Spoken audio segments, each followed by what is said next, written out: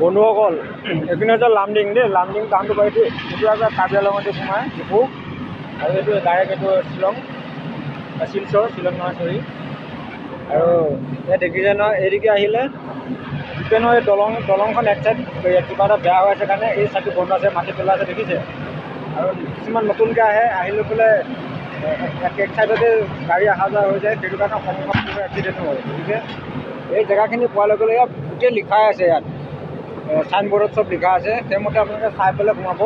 এইটো চাইডে যাব লাগিব, গুৱাহাটী পিনৰ পৰা আহিলে আকৌ এইটো চাইড যাব লাগিব। এইটো চাইডে বেয়া আছে, গতিকে এইটো চাইডে যাব নালাগে। ৰোড ক্লোজ এয়া লিখা আছে, ৰোড ক্লোজ। আৰু ৰাইট চাইডে গুচি যাব লাগিব। আৰু পিছপিনৰ পৰাও যেতিয়া গাড়ী আহে তেতিয়া সন্মুখামুখি হয়, গতিকে অকণ চাই গৈ পেলাই চাইডে যাব।